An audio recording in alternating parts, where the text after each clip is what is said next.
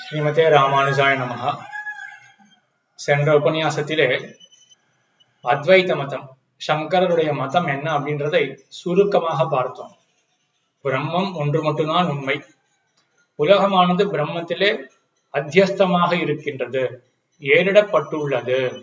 எப்படி கயிற்றிலே பாம்பானது ஏறிடப்படுகின்றதோ அதே போல உண்மையான பாம்பு கிடையாது. அதே போல உலகம் உண்மை கிடையாது, வெறும் பிரம்மம் மட்டும்தான் இருக்கு.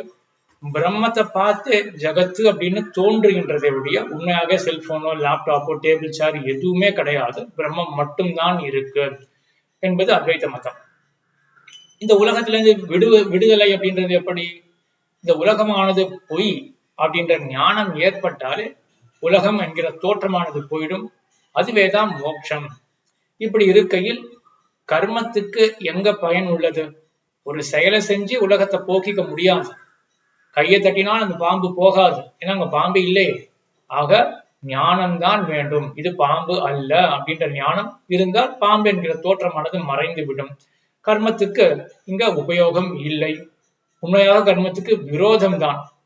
கர்மம் செய்ய செய்ய ஜகத்தானது போய் பிரம்மம் மட்டும்தான் இருக்கு அப்படின்ற ஞானத்துல நம்ம இருக்கவே முடியாது.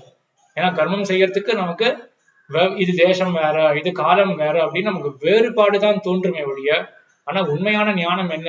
பிரம்மம் மட்டும்தான் உண்மை, வேறுபாடே கிடையாது அப்படின்ற அந்த அத்வைத ஞானத்துக்கு கர்மம் என்கிறது விருத்தமாக இருக்கு. ஆகினால ஆனா கர்மத்துக்கு எங்க உபயோகம்?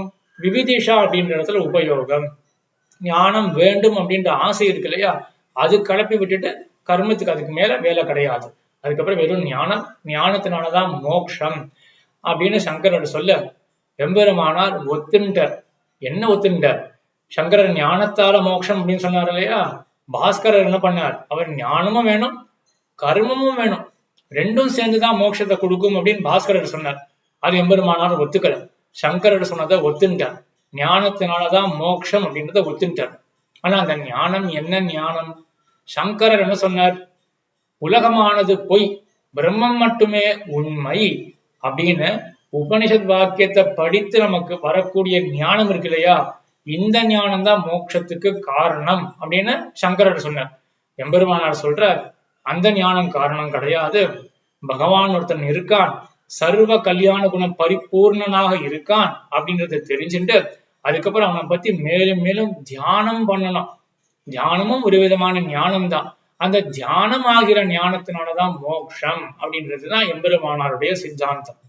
அது சித்தாந்தம் இருக்கட்டும். இப்ப சங்கரனுடைய மதத்தை எப்படி கண்டனம் பண்றார் எம்பெருமானார்? சங்கரர் சொன்னது உலகம் போய் பிரம்மம் மட்டுமே உண்மை அப்படின்னு உபனிஷத்து சொல்ல, உலகத்தினுடைய தோற்றமானது மறைந்து போய்விடும், ஞானத்தினாலே மோட்சம் அப்படின்னு சொன்னார் இல்லையா. எம்பெருமானார் கேட்கிறார், அப்ப ஏன் உலகம் தோற்றி இருக்கின்றது? இப்ப நமக்கு தோற்றுகின்றது இல்லையா உலகம், தோற்றவே கூடாதே. ஏன்? எவ்வளவோ அத்வைத ஆச்சாரியர்கள்லாம் வந்திருக்கார்கள் இல்லையா, ஆதிசங்கரே எடுத்துப்போமே. அப்ப அவருக்கு தெரியலையா உபனிஷத் வாக்கியத்தை படித்த பிறகு உலகமானது போய் பிரம்மம் மட்டுமே தான் உண்மை அப்படின்றது ஆதிசங்கரர் புரிஞ்சுக்கலையா? புரிஞ்சுட்டு இருப்பாரு இல்லையா. அப்ப புரிந்து அந்த புரிதல் ஏற்பட்டிருக்குமே என்றால் அப்ப அப்பவே தோற்றமானது மறைஞ்சிருக்கணுமே. ஏன்னா சங்கரருடைய மதம் என்ன? உலகமானது போய் பிரம்மம் மட்டுமே உண்மை அப்படின்ற ஞானம் ஏற்பட்டாச்சுன்னா ஞானத்தினால தோற்றம் மறைஞ்சு போயிடணும் இல்லையா. மறைஞ்சு போகலையே அப்படின்னு எம்பெருமானார் கேள்வி கேட்க, அதுக்கு சங்கர மதத்தில் உள்ளவர்கள் என்ன பதில் சொல்றார்கள் என்றால், அந்த ஞானமானது ஏற்பட்டாச்சு, அது உண்மைதான், உலகமானது போய் அப்படின்றது ஏற்பட்டாச்சு, இருந்தாலும் தோற்றமானது தொடர்ந்து இருக்கும். அதுக்கு ஒரு உதாரணம் இருக்கு. எப்படி? பிரமம் தப்பான ஞானம் தான், அது தப்புன்னு ஒருத்தர் சொல்லிட்டார், ஆனாலும் அந்த தப்பான ஞானம் தொடரும் அப்படின்றதுக்கு ஒரு உதாரணத்தை காட்டுறார்கள். என்ன உதாரணம் என்றால், சந்திரன் ஒண்ணுதானே, ஆகாயத்துல ஒரு சந்திரன் இருக்கான். ஆனா ஒருத்தருக்கு கண்ணில கோளாறு, அந்த கோளாறுனால ரெண்டாக சந்திரன் தெரியறது. அவர் என்ன பண்ணிட்டாருன்னா, இன்னைக்கு ரெண்டு சந்திரன் தெரியறது, புதுசா எங்கேயா சந்திரன் வந்திருக்கா அப்படின்னு கேட்டுட்டு இருக்காரு அவர். அதுக்கு பக்கத்துல இருக்கிறவங்க சொல்றான், இல்ல உன் கண்ணுல கோளாறு, சந்திரன் ஆகாயத்துல ஒண்ணுதான் இருக்கு அப்படின்னு சொல்லிட்டான் இல்லையா அவன். இப்ப சொல்லிட்டான், கேட்கறவருக்கும் புரிஞ்சு போயிடுது, ஆமா கண்ணுலாம் கோளாறு, ரெண்டு சந்திரன் அல்ல ஒரு சந்திரன் தான். அப்ப ரெண்டு சந்திரன் அல்ல ஒன்றுதான். இது ஒரு விதமான அத்வைத ஞானம் தானே. சரி, இது ஏற்பட்டாச்சு. ஆனாலுமே கூட அது அத்வைத ஞானம் ஏன் சொல்றேன்னா, ஒண்ணு அப்படின்றது தான் அத்வைத ஞானம். அப்ப ரெண்டு கிடையாது, ஒரே ஒரு சந்திரன் தான் ஆகாயத்துல அப்படின்னு தெரிஞ்சுட்டார் இவர். ஆனாலும் அவருக்கு அந்த தோற்றம் மரியாதை இல்லையா, 2 சந்திரன் அப்படின்றதுதான் தோற்றி இருக்கும். அதே போலதான் இங்கேயும் உலகமானது பொய் அப்படின்ற ஞானம் ஏற்பட்டாலுமே கூட உலகமானது தோற்றின்றேதான் இருக்கும். அந்த இடத்துல அந்த கண்ணினுடைய கோளாறு சில நாள் மறைஞ்சு போயிடும் இல்லையா, அதுக்கப்புறம் 2 சந்திரனானது ஒன்னாக தான் தெரியும். அதே போல இங்கேயும் சில நாள் கழிச்சு மறைஞ்சு போயிடும், உலகத்தினுடைய தோற்றம் மாய்ந்து போய்விடும் அப்படின்னு பதில் சொல்ல, அதுக்கு எம்பெருமானார் சாதிக்கிற அந்த இடத்துல 2 சந்திரன் அப்படின்ற அந்த இடத்துல என்ன இருக்குன்னா, கண்ணுல இருக்கக்கூடிய கோளாறு அப்படின்றது உண்மை, அது ஞானத்தினால அழியாது. சொல்றவர் இருக்கார் இல்லையா, அவர் 2 சந்திரன் அல்ல, ஒரு சந்திரன் தான் உண்டு அப்படின்னு சொன்னதுனால இவருடைய கண்ணுடைய கோளாறு போயிடுமா? அந்த கண்ணுடைய கோளாறு அப்படியே இருக்கும். அது மருந்து சாப்பிட்றதுனால ஏதோ ஒரு காரணத்தினால அந்த கண்ணில் இருக்கக்கூடிய கோளாறானது மாய்ந்து போய்விடும். அதுக்கப்புறம் தோற்றம் மறையிறது அப்படின்னா ஒத்துக்கலாம். ஆனா இங்க என்ன ஆயிருக்குன்னா, பிரம்மம் ஒன்றுதான் உண்மை அப்படின்னு தானே நீங்க சொல்றீங்க, அதான அத்வைத்தம். அப்ப பிரம்மம் ஒண்ணு இருக்கு, தோஷம் ஏதோ ஒரு கோளாறு அப்படின்னு மத்தொன்னு இருக்கு, அந்த கோளாறுனால உலகத்தினுடைய தோற்றம் இருக்கு. இப்ப சொல்லியாச்சு உலகம் உண்மை கிடையாது, அந்த கோளாறுனால்தான் அப்படின்னு சொன்ன பிறகும் கூட அந்த கோளாறு கடிகிற வரையிலும் உலகத்தினுடைய தோற்றம் இருக்கு அப்படின்னு சொன்னா பரவாயில்ல. அப்படி சொன்னா என்ன ஆகும்னா அத்வைத்த மதமானது போயிடுமே. ஏன்னா அத்வைத்த மதத்துல என்ன, பிரம்மம் ஒன்று மட்டும்தான் உண்மை அப்படின்னு, தனியா தோஷம் அவித்யா அஜ்ஞானம் அப்படின்ட்டு தனியா ஒண்ணு கிடையாது, உண்மையாக ஒண்ணு கிடையாது. அப்ப பிரம்மம் மட்டும்தான் உண்மை, மற்றது எல்லாமே தோற்றம் அப்படின்னா பிரம்மம் மட்டும்தான் உண்மை மற்றது கிடையாது அப்படின்னு சொன்ன மாத்திரத்திலே எல்லாமே மறைஞ்சு போயிடணும் இல்லையா. எதிரில கயிறு மட்டும்தான், அது பாம்பு கிடையாது அப்படின்னு சொன்ன மாத்திரத்திலேயே அந்த பாம்பானது அங்க மறைஞ்சு போயிடுது இல்லையா. அதே போலதானே இங்கேயும் இருக்கணும், பிரம்மம் மட்டும்தான் உண்மை மற்றதெல்லாம் பொய் அப்படின்னு சொன்ன மாத்திரத்திலே எல்லாமே போயிடணுமே. ஆகையினால இது ஒரு விஷயம். மத்தொன்னு, இப்போ அந்த திச்சந்திர ஞானம் அப்படின்னு இருந்தது இல்லையா, 2 சந்திரன் தெரிஞ்சது அப்படின்ற இடத்துல கண்ணினுடைய அந்த கோளாறானது அடுத்தவர் ஒரு சந்திரன் தான் இருக்கு அப்படின்னு சொன்னதுனால போகாது. அந்த கோளாறானது மருந்து சாப்பிட்றதுனாலயோ கால கழிவுலையோ அந்த கோளாறானது கழிஞ்சு போய்விடும். அதே போல இங்கேயும் பிரம்மம் ஒன்று இருக்கு, அவித்யா தோஷம் அப்படின்னு மத்தொன்னு இருக்கு, அது இருக்கிறதுனால பிரம்மத்துக்கு இந்த உலகம் அப்படின்றது தோற்றி கொண்டு இருக்கின்றது அப்படின்னு சொல்ல போனோமே என்றால், அப்ப அந்த தோஷத்தை போக்குறது, உலகத்தினுடைய தோற்றம் போறது, அந்த தோஷத்தை போக்கினாதானே அந்த உலகத்தினுடைய தோற்றமானது போகும். உலகத்தினுடைய தோற்றம் போறதுதானே மோட்சம் அப்படின்னு பார்த்தோம். மோட்சத்துக்கு என்ன காரணம் அப்படின்னு சங்கரர் சொன்னார், ஞானம் காரணம் அப்படின்னு சொன்னார் இல்லையா. இப்ப ஞானம் காரணம் அப்படின்னே சொல்லவே முடியாது. ஏன்னா ஞானம் வந்த அப்புறம் கூட அந்த தோஷமானது அப்படியே இருக்கு. அப்ப வேற ஏதோ ஒண்ணு தேவைப்படுறது, ஞானத்துக்கு மேற்பட வேற ஒண்ணு தேவைப்படுறது அப்படின்னு உங்க மதத்துல இந்த மாதிரி தோஷங்கள்லாம் சேரும், உங்க மதத்துல குற்றங்கள்லாம் சேரும். அதனால இந்த மதம் சரியல்ல அப்படின்றது இது மேலட இருக்கக்கூடிய யுக்திகள். இதுக்கு பக்கம் பக்கமா இதுக்கு மேல விசாரம்லாம் போயிட்டு இருக்கு. இப்ப நம்ம இதோட சுருக்கமா பார்த்து நிறுத்திப்போம். ஆக என்னன்னா, அத்வைத்த மதத்தை எம்பெருமானார் எப்படி கண்டனம் பண்றாரு அப்படின்னா, எல்லாமே பொய் அப்படின்னு சொல்லி அந்த பொய்யான தோற்றம் எப்படி போகும், ஞானத்தினால போகணும் அப்படின்னு இருந்ததே என்றால், அப்ப அந்த ஞானம் வந்த உடனே போயிருக்கணுமே, போகலை அப்படின்னு எம்பெருமானார் கேட்கிறார். அதுக்கு அதாவது அத்வைத்திகள் என்ன பதில் சொல்றார்கள், அது காலக்கழிவுல போயிடும். இப்போ அதுதான் உதாரணம், அந்த 2 சந்திரன் இருக்கு, அது போல காலக்கழிவுல இது போயிடும் அப்படின்ற உதாரணம். அதுக்கு எம்பெருமானார் என்ன தெரிவிக்கிறாருன்னா, அங்க அந்த தோற்றமானது தொடர்றதுக்கு காரணம் இருக்கு, கண்ட தோஷம் அப்படின்றது காரணம் உண்மையாகவே இருக்கு. இங்க என்ன பிசகு அத்வைத்த மதத்துல அப்படின்னா, ஒன்னே ஒண்ணுதான் உண்மை அப்படின்னு சொல்றதுனாலதான் இவ்வளவு கஷ்டமும். அப்ப தோஷமானது மற்றொன்று உண்மை அப்படின்னு ஒத்துண்டா கூட இந்த கஷ்டம் இருக்காது. ஆனா அவர்கள் தான் ஒத்துக்கலையே, வெறும் பிரம்மம் அப்படின்றது அது ஒண்ணு மட்டும்தான் உண்மை அப்படின்னு சொல்றதுனாலதான் இவ்வளவு குழப்பங்களும் வருது. ஆக அந்த 2 சந்திரனாக தெரியறது அப்படின்ற உதாரணத்தை இங்க கொண்டு வர முடியாது. அங்க தோஷமானது உண்மை, அந்த தோஷம் போறதுக்கு ஞானம் காரணம் கிடையாது, மருந்தோ வேற ஏதோ இருந்தா தான் அந்த தோஷமானது போக போறது. அதே போல இங்கேயும் என்ன ஆயிடும்னா, அதே போல தோஷம் போறதுக்கு ஞானம் கிடையாது, மத்தொன்னு வேண்டும் அப்படின்னு ஆயிடும். அப்ப என்ன ஆகும், அத்வைத்த மதமே பிளந்து போயிடும். தோஷம்னு ஒண்ணு இருக்கு, பிரம்மம் ஒண்ணு இருக்கு, 2 உண்மை பொருள்கள் இருக்கு அப்படின்னு ஆயிடும். அதுவும் அந்த தோஷம் போறதுக்கு ஞானம் காரணம் கிடையாது, மத்தொன்னு வேண்டி இருக்கும் அப்படின்னு ஞானத்தினாலதான் மோட்சம் அப்படின்றதும் அந்த அத்வைத்த மதத்தினானது பிளந்து போயிடும். ஆகையினால இந்த மாதிரி குறைபாடுகள் இருக்கு அத்வைத்த மதத்திலே என்று சொல்லி, மேலும் தன்னுடைய மதம் என்ன அப்படின்றத நான் சொல்ற இந்த விஷயங்கள் எல்லாம் ஸ்ரீபாஷ்யத்துல லகு சித்தாந்தம் அப்படின்ற இடத்துல இருக்கக்கூடிய விஷயங்கள்ல சொல்லிட்டு வரேன். லகு பூர்வபக்ஷம், லகு சித்தாந்தம். அதாவது இந்த முதல் அதிகரணம் இருக்கு இல்லையா, ஜிக்ஞாசா அதிகரணம் அப்படின்றது, அதனுடைய சூத்திரத்தினுடைய அர்த்தத்தை சொல்லி முடிச்சுட்டு அதுக்கப்புறம் தான் சந்தேகம் வருது. சூத்திரத்துடைய அர்த்தம் என்ன, கர்ம விசாரத்தை பண்ண பிறகு பிரம்ம விசாரம் அப்படின்னு சொல்ல, இல்லையே கர்ம விசாரத்துக்கும் பிரம்ம விசாரத்துக்கும் சம்பந்தமே கிடையாது, கர்மத்துக்கும் ஞானத்துக்கும் சம்பந்தமே கிடையாது அப்படின்னா இங்க அத்வைத மதத்தினுடைய கேள்விகள் தான் வர, அதுக்கு பதில் சொல்லிட்டு வர்றார் எம்பெருமானார். சரி, இப்ப கர்மத்துக்கும் ஞானத்துக்கும் சம்பந்தத்தை எம்பெருமானார் காட்டணும். அதுதான் எம்பெருமானார் எப்படி காட்டுறாரு என்றால், கஷாயே கர்ம பக்வே ததோ ஞானம் பிரவர்த்ததே அப்படின்றது சாஸ்திரம் இருக்கு. கர்மம் எப்படி பயன்படுறது அப்படின்னா, பாஸ்கரர் என்ன சொன்னார், அவர் சொன்னது மோட்சத்துல ஞானம் கர்மம் ரெண்டுமே தேவைப்படுறது. மோட்சம் பெறணும் அப்படின்னு என்ன வேணும், ஞானமும் வேணும் கர்மமும் வேணும் அப்படின்னு சொன்னார். எம்பெருமானார் அதை ஒத்துக்கல. எம்பெருமானார் பாஸ்கருடைய பட்சத்தை ஒத்துக்கல.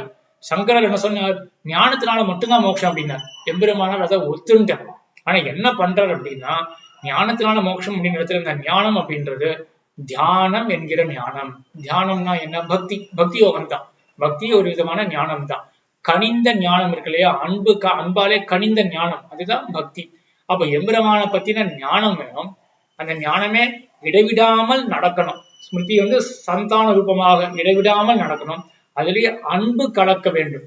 அப்படி இருந்தா அது பக்தி அப்படின்னு மாறிடும். இப்ப ஞானம், ஞானத்துக்கு பிறகு பக்தி.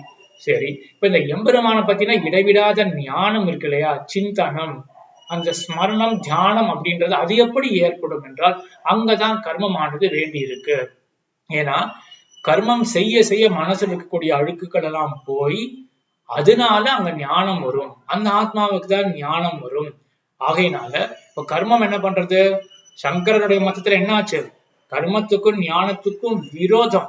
ஏன், அவருடைய மதத்துல ஞானம்ன்றது என்ன, உலகம் மட்டும்தான், அதாவது பிரம்மம் மட்டும்தான் உண்மை, உலகம் பொய் அப்படின்ற ஞானம். அங்க கர்மமானது விருத்தமா இருந்தது. ஆனா எம்பெருமானார் பட்சத்துல என்ன ஞானம், தியானம் அப்படின்ற ஞானம். அங்க கர்மமானது தேவைப்படுறது. கர்மம் இருந்தாதான் மனசுல அழுக்குக்கெல்லாம் போயிட்டு எம்பெருமான இடைவிடாமல் தியானிக்க முடியும். இப்ப நம்ம எம்பெருமான தியானிக்கணும் அப்படின்னா 2 செகண்ட் மேல இஷ்டமா எம்பெருமான தியானம் பண்ண முடியாது. நம்ம மனசு பழகல அந்த மாதிரி.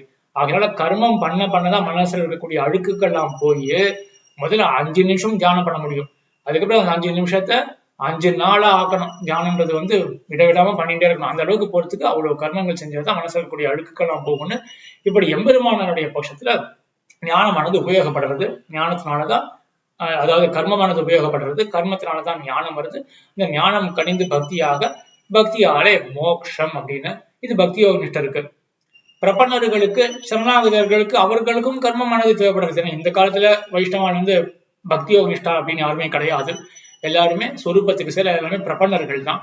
பிரபன்னர்களுக்கு எப்படி கர்மமானது தேவைப்படுறது அப்படின்னா, கைங்கரியமாக ஏதாவது பண்ணணும். இருக்கிற காலத்துல எம்பெருமானுக்கு ஏதாவது பண்ணணும் அப்படின்னா கைங்கரியமாக கர்மத்தை தான் பண்ணிட்டு வரார்கள் என்று கர்மமானது கைங்கரியத்துல வந்துடும். அதனாலதான் அத்வைத மதத்திலையும் என்ன பார்த்தோம், நம்ம அத்வைத மதத்தினுடைய ஆச்சாரியால என்ன பண்ணுவா, அதாவது அந்த சன்னியாசிகள் என்ன பண்ணுவா, கர்மத்தை துறந்துடுவார்கள். ஆனா ஸ்ரீ வைஷ்ணவ சன்னியாசிகள்லாம் கர்மத்துக்கு அதை துறக்க மாட்டார்கள், அது கர்மத்தை செஞ்சுதான் இருப்பார்கள். ஏன்னா அவர்களுக்கு கைங்கரியமாக தேவைப்படுறது. இது அந்த காலத்துல இருக்கக்கூடிய பக்தி யோக சன்னியாசிகள் அவெல்லாம் என்ன பண்ணிருப்பா அப்படின்னா கர்மத்தை பண்ணிதான் இருப்பார்கள். எதற்காகனா அப்பதான் பக்தியானது வளரும். ஏன்னா எம்பெருமானார் ஒரு இடத்துல சாதிக்கிறார், நாவிரதோ துஷ்சரிதா அப்படின்னு சாதிக்கிறார். இவன் தப்பான ஆச்சார அனுஷ்டானம் இவனுக்கு வந்ததே என்றால் என்ன ஆகும்னா மனசுல இருந்து அழுக்கு மறுபடியும் புகுந்துடும். அழுக்கு புகுந்தது என்றால் அந்த மனசுல பக்தியானது, தியானமானது ஏற்படாது. ஆகையினால இவன் ஆப்பரையானா தத்ராபி திருஷ்டம் அப்படின்னு கடைசி வரையில அவன் தியானமும் பண்ணணும்.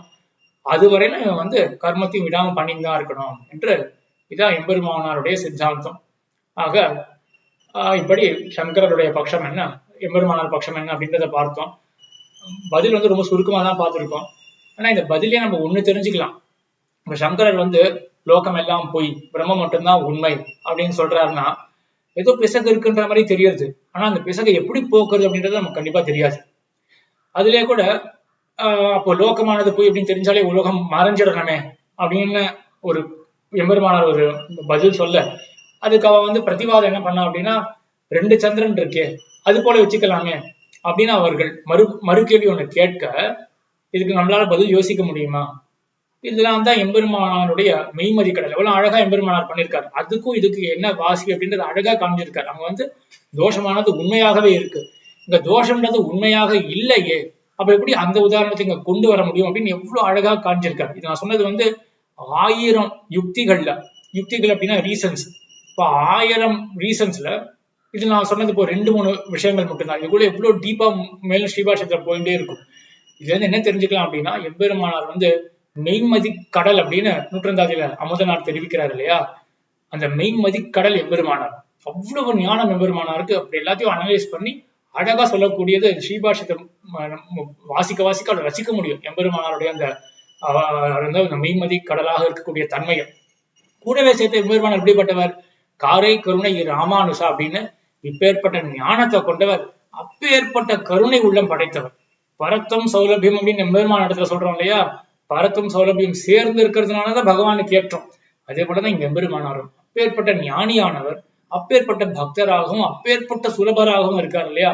அதனால்தான் லோக்கமெல்லாம் எம்பெருமானார் திருவடிகளே சரணம் அப்படின்னு இருக்கு. இங்க என்ன தெரிஞ்சுக்கணும் அப்படின்னா, இந்த ராமானுஜ பக்தி அப்படின்ற விஷயத்துல, பக்தி அப்படின்னா மகனிய விஷயே பிரீத்திகி பக்தி துச்சத்தை அப்படின்னு சொல்லுவார்கள். மகத்தான விஷயத்துல என்ன அன்பு ஏற்படுறதோ அதுதான் பக்தி. அப்ப ராமானுஜ பக்தி ஏற்படணும் அப்படின்னா எம்பெருமானாருடைய மகத்துவம் முதல்ல தெரியணும். மகானுபவரிடத்துல இருக்கக்கூடிய பிரீத்தி தான் பக்தி. அவருடைய மகத்துவமே தெரியாது, ஆனா எனக்கு அவரிடத்துல பக்தி இருக்கு அப்படின்றது ஒட்டவே ஒட்டாது. லோகத்திலே லவ் இன்ஃபாக்சுவேஷன் அப்படின்னு 2 இருக்கு இல்லையா. ஞானமே இல்லாம நமக்கு ஒரு பக்தி ஏற்படுதுன்னா அது வெறும் இன்ஃபாக்சுவேஷனா தான் இருக்கும். ஏதோ தெரிஞ்சுக்காம ஏதோ பண்ணிட்டு இருப்போமே அப்படின்னு தான் இருக்கும். அதனால அவசியம் ராமானுஜ அடியார்கள், ராமானுஜ பக்தி வேண்டும் அப்படின்னு ஆசைப்படுறவர்கள்லாம் அவசியம் என்ன பண்ணலாம் அப்படின்னா, எம்பெருமானார் மெய்மதி கடலாக இருக்கார், இவ்வளவு அர்த்தங்களை நமக்கு கொட்டி அள்ளி கொடுத்திருக்கார் அப்படின்றத தெரிஞ்சுட்டு அப்பேற்பட்டவர் இவ்வளவு சுலபமாக இருக்கார் அப்படின்றதுனாலதான் அவருடைய மகத்துவம் நமக்கு புரியும். அதனால அவசியம் கேட்கிறவர்கள்லாம் எப்படியாவது ராமானுஜ சித்தாந்தத்தை தெரிஞ்சுக்கணும் அப்படின்ற ஆவலை மற்றவர்களுக்கு ஏற்படுத்தணும். எம்பெருமானாரை போய் சேவிக்கிறவர்கள் இடத்துல அவசியம் இதை சொல்லணும். ராமானுஜ சித்தாந்தத்தை தெரிஞ்சுட்டாதான் ராமானுஜ பக்தின்றது பூர்த்தி ஆகும். ஞானம் இல்லாம பக்தின்றது அது வீண், அது வராது, அது பக்தியே கிடையாது அப்படின்றது அவசியம் தெரிவிக்கணும் அப்படின்று பிரார்த்தித்து அமைகிறேன். ஆழ்வார் திருவடியிலே சரணம், எம்பெருமானார் திருவடியிலே சரணம், ஜீயர் திருவடியிலே சரணம்.